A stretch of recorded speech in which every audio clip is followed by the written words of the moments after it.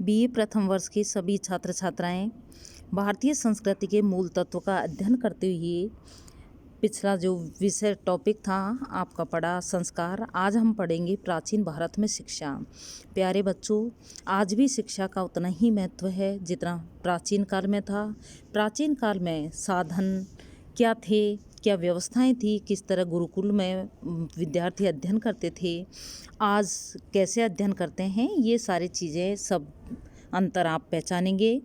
प्राचीन भारत में विद्या अध्ययन का विशेष महत्व था। आर्यों के जीवन का सर्वोच्च लक्ष्य मोक्ष या स्वर्ग की प्राप्ति करना था। कम से कम विद्वानों की दृष्टि में जीवन के आदि भौतिक अभ्युदय का गौण स्थान था। यद्यपि उस समय अध्ययन अध्यापन का क्रम आध्यात्मिक और आदि भौतिक दोनों दिशाओं में विकसित हुआ, फिर भी आध्यात्मिक प्रवृत्ति का वैशिष्ट्य रहा। इसी प्रवृत्ति की परिधि में भारतीय शिक्षा व्यवस्था का स्वरूप विकसित हुआ। शिक्षा का महत्व क्या था? ज्ञान की प्रतिष्ठा विश्व में सदैव ही रही है तथा रहेगी। ज्ञान की प्रतिष्ठा का कारण आदि भौतिक उपयोगिता है। प्राचीन भारत में इसके अतिरिक्त अन्य भी अनेक कारण ज्ञान की प्रतिष्ठा के में हेतु थे। सर्वप्रथम वैदिक काल में यह धारणा थी कि ज्ञान के कारण मानव का व्यक्तित्व दिव्य हो जाता है तथा वह ज्ञान संपन्न होने से देवता बन जाता है। उस समय समाज में ऐसे विद्वानों को सर्वोच्च सम्मान प्राप्त होता था। मानव के जन्मजात ऋणों में से ऋषि ऋण से मुक्ति में भी विद्या प्राप्त करने के द्वारा ही संभव मानी जाती थी। भारतीयों का जितना भी प्राचीन साहित्य, वेद, ब्राह्मण ग्रंथ, आरण्यक एवं उपनिषद आदि हैं, उन सब में ज्ञान के महत्व को किसी न किसी रूप में स्वीकार किया है। शतपथ ब्राह्मण में ज्ञान की प्रतिष्ठा को प्रमाणित करते हुए कहा है, स्वाध्याय और प्रवचन करने से मनुष्य का चित्त एकाग्र हो जाता है, वह स्वतंत्र बन जाता है, नित्य उसे धन प्राप्त होता है, वह सुख से सोता है, वह अपने परम चिकित्सक है, उसे इंद्रियों पर संयम होता है, उसकी प्रज्ञा बढ़ जाती है, उसे यश मिलता है, वह लोक को अभ्युदय की ओर लगा देता है। ब्राह्मण का समाज के प्रति जो उत्तरदायित्व है उसे वह ज्ञान के द्वारा पूरा कर लेता है।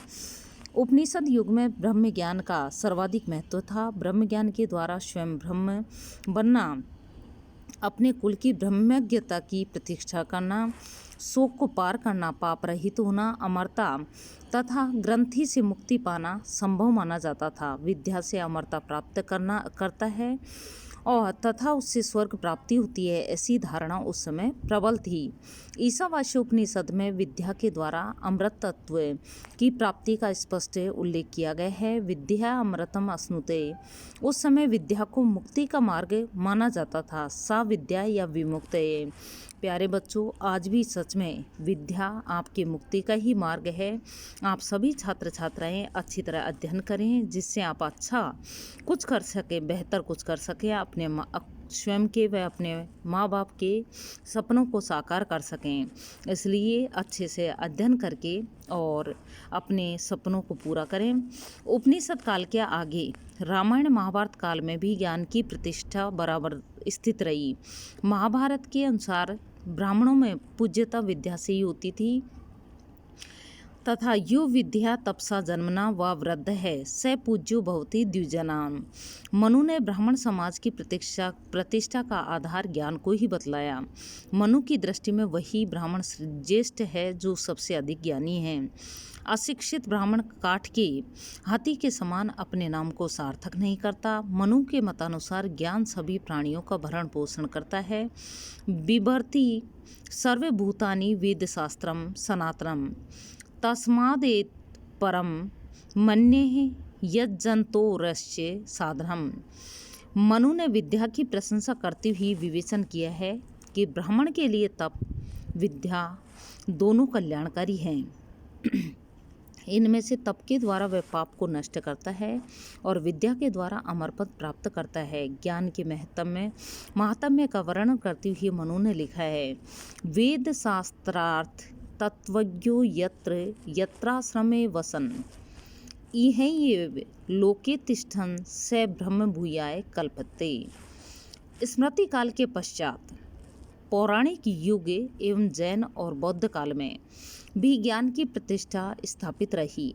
वर्तमान में भी ज्ञान की प्रतिष्ठा किसी न किसी रूप में है, परंतु आज की परिस्थितियों में ज्ञान का स्थान गौण हो गया है।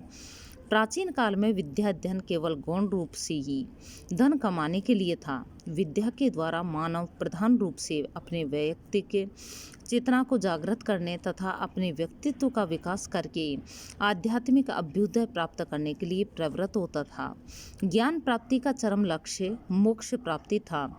उस समय संपूर्ण जीवन शिक्षा के लिए था तथा शिक्षा संपूर्ण जीवन के लिए थी। प्यारे बच्चों, अब शिक्षा का अर्थ समझें कि शिक्षा का अर्थ क्या है, किससे व्युत्पत्ति हुई है। व्युत्पत्ति की दृष्टि से शिक्षा शब्द शिक्ष धातु के आगे अप्रत्यय टाप लगने से निष्पन्न होता है। शिक्षा शब्द का प्रयोग किसी विद्या को सीखने अथवा सिखाने की प्रक्रिया के अर्थ में होता है। प्राचीन समय में शिक्षा शब्द का प्रयोग अनुशासन के अर्थ में होता था। अनुशासन के दो भाग थे, प्रथम बौद्धिक या मानसिक अनुशासन तथा द्वितीय शारीरिक अनुशासन। वस्तुतः शिक्षा अनुशासन का दूसरा नाम था। शिक्षा अपने एक अर्थ में इसी के महत्व को प्रतिपादित करती थी। मनु एवं याज्ञवल्क्य ने इन्हीं दोनों अर्थों को लेकर शैक्षणिक कार्यों के विषय में उपदेश दिया था। शिक्षा के उद्देश्य क्या हैं? प्राचीन काल में शिक्षा प्रणाली का विकास व्यक्ति के सर्वांगीण विकास को ध्यान में रखकर किया गया था। श्री शिवदत्त ज्ञानी के मतानुसार प्राचीन शिक्षा प्रणाली का उद्देश्य मनुष्य के निसर्ग सिद्धि शक्तियों का सम्यक विकास करके उसे सच्चे अर्थों में मनुष्य बनाना था, जिससे वह जीवन की पहेलियों को सुलझाने में समर्थ हो सके। उस समय शिक्षा का उद्देश्य मानव के भौतिक तथा आध्यात्मिक जीवन का सर्वांगीण विकास करना था। डॉक्टर अनंत सदाशिव अल्टेकर ने प्राचीन भारत में शिक्षा के उद्देश्य बतलाए हैं। वो निम्न हैं: ब्रह्मचारी के चरित्र का रूपांतर एवं उत्तम संस्कार तथा अभ्युदय के लिए सक्षम बनाना, उनमें नैतिक भावनाओं का सम्यक विकास, उनके व्यक्तित्व का पूर्ण विकास, नागरिक और सामाजिक कर्तव्यों के पालन की भावना, सामाजिक योग्यता तथा सुख की वृद्धि, राष्ट्रीय परंपराओं और संस्कृति का संरक्षण एवं प्रचार प्रसार। प्राचीन भारत में शिक्षा। प्राचीन भारत में शिक्षा का जो स्वरूप है उसे भली प्रकार समझाने के लिए हमने उसे यहाँ पर आपको समझने के लिए 4 भाग बताए हैं। वैदिक कालीन शिक्षा, पूर्व वैदिक और उत्तर वैदिक शिक्षा, रामायण कालीन महाभारत कालीन शिक्षा, मध्यकालीन शिक्षा व आधुनिक शिक्षा। प्यारे बच्चों, इस शिक्षा के स्वरूप को प्राचीन भारत में किस तरह की शिक्षाएं थी, ये सब आपके जानने के लिए अति आवश्यक है। आप सभी बच्चों ने इसको पढ़ा और आज का विषय हमारा इतना ही है। कल हम पढ़ेंगे शिक्षा के विषय।